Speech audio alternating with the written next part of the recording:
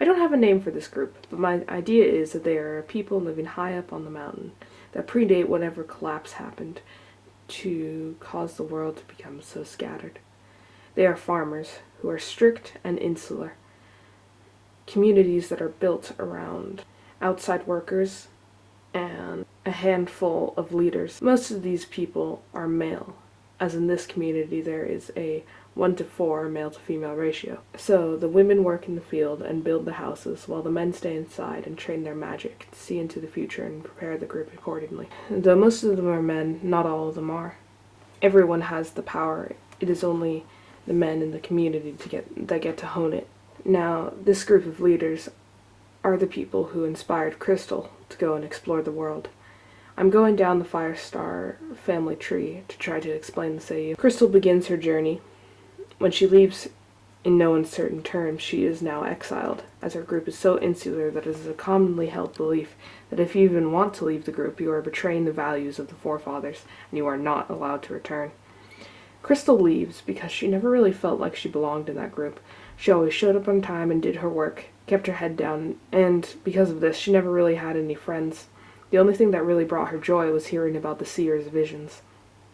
Some elders of the community were so powerful that they could cast their gaze to the territory surrounding.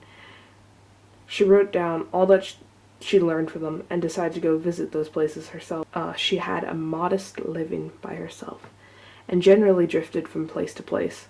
She was able to hunt, so she traded meat and pelts with groups that she ran into, and through one of these meetings she heard about the clans. Now, the clans were not always hostile against people from the outside world. During gatherings, they would sometimes trade, and patrols could be sent off territory if there were any people willing to trade close by. Crystal was intrigued by them, as in this post-apocalyptic world there aren't that many non-nomadic groups that stick around. In fact, the clans had stayed in the same place for generations, which was very uncommon. She worked hard to get a lot of stuff that she could trade, using her own fabrics to make clothing and blankets, hunting to get really fine belts, etc. So then, it was a real shame for her that when she got there, Oakstar had closed the borders completely, and was now openly hostile to the gathering group of people settling down for a winter in the old Sky Clan ruin. Crystal headed to the border, only to find a young Pine Paw being threatened by a two-legged dragon. She intervened and slayed the beast, saving Pine Paw and talking with him. However, this meeting was cut short when its underground troll happens upon them. They are openly hostile towards Crystal, and despite her killing the dragon, she still did it close enough to their territory that they lay claim to it. The next time she runs into Pine Paws during Oakstar's raid on the ruins. It does not actually start out with the intention of ThunderClan trying to scare away the people who had set up there, to get them to stop stealing their prey from their side of the border. But it didn't end up with that way. The confrontation happened at night, and the people in the ruins were very agitated and did not want to be forced out of the place that they just needed to stay for the winter. Crystal gets caught in between this mess. When Pinepaw runs into her again, he informs her what's happening and tells her to leave.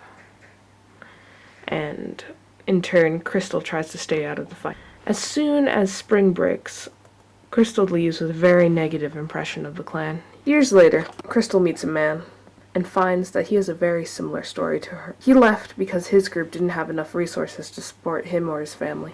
They traveled together for a little while.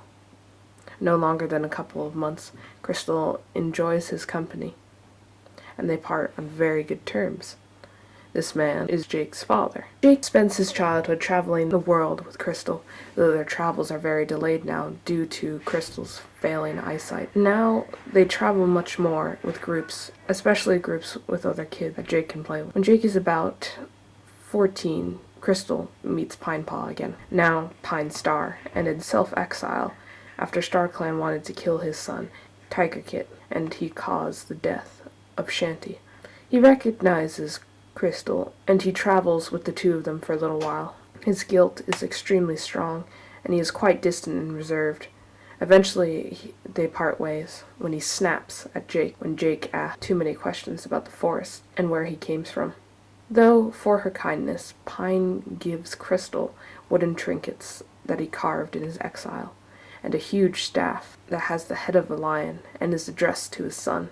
Jake perfectly inherits his mother's adventurous spirit. When he is in his late teens, Crystals retires her life of adventure and settles down for good. Though Jake stays with her for about a year, he couldn't stand staying in the same place for so long, and he went out traveling on his own. The next time Jake meets the clan is when he's traveling with another group. For a short while, he is traveling on a canal boat run by a man called Vector and his 3 wives, Allison, Emily, and Quince. They are all traveling merchants.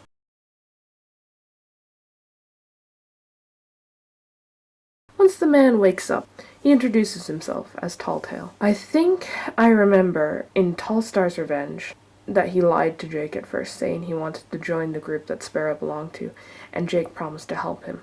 And I think Jake would know of this group of traveling people that Tallstar describes, and they come up with a plan. The plan is Jake will help him get to the mountain that the group is traveling to, and then Jake will go back down the mountain. As the river that Vector and his wives are traveling around loops around the mountain, he'll be able to meet up with them and go to the sea like he originally wanted. My idea for Sparrow's group is that they are part of a community that sends out their youngsters as a sort of rite of passage to follow the stars around the earth and then come back. To make it easy, I'll just call them stargazers. This group of stargazers is about the size of a clan. They are not prominent, though, as they don't do a lot of trading with the outside world.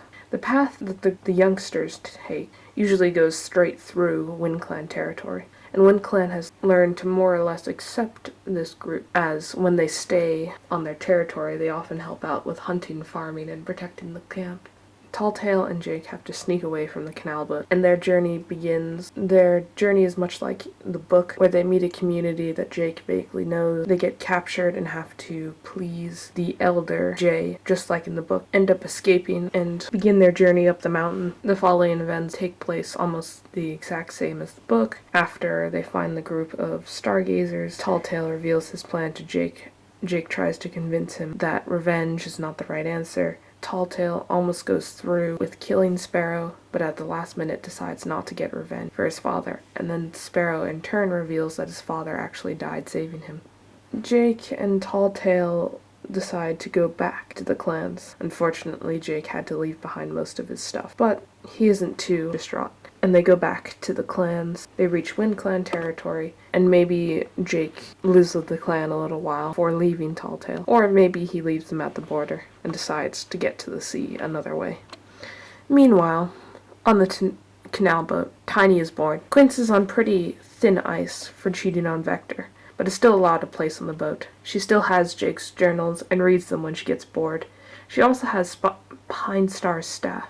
Tiny grows up an outcast from his siblings. He is bullied by Socks and Ruby, and Vector and his other 2 wives don't do much to stop it. Quince does when she's around, but she's not always around, though he does have moments of levity. He loves listening to the stories that come from Quince's book, all about his father, and one day, after a pretty severe instance of bullying, Tiny decides to pack his things and set sail on a boat of his own, making use of his father's notes and Pine Star's staff, hoping that he can find his way to the clan territories and be reunited with his father.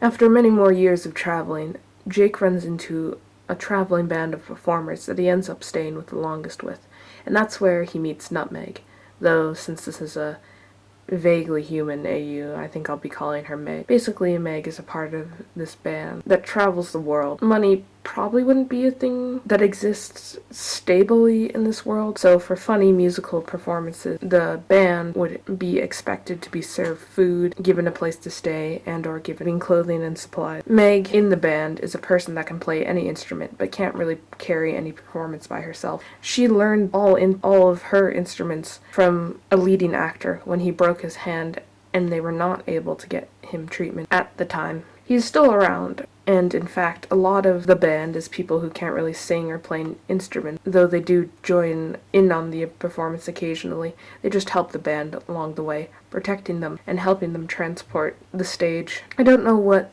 to call this band exactly, but Jake joins them, and after traveling together, Meg and Jake get very, very close. Jake really enjoys her company and eventually gets into a relationship with Meg and sticks around when she gets pregnant. Rusty is the first to be born, and I think he sticks around at first to just meet Rusty, but then he gets too attached to him, and he sticks around for about 4 years. When he decides to leave, that's when Meg is pregnant with Princess. He did enjoy traveling around and helping the band, but he never really felt like he belonged there.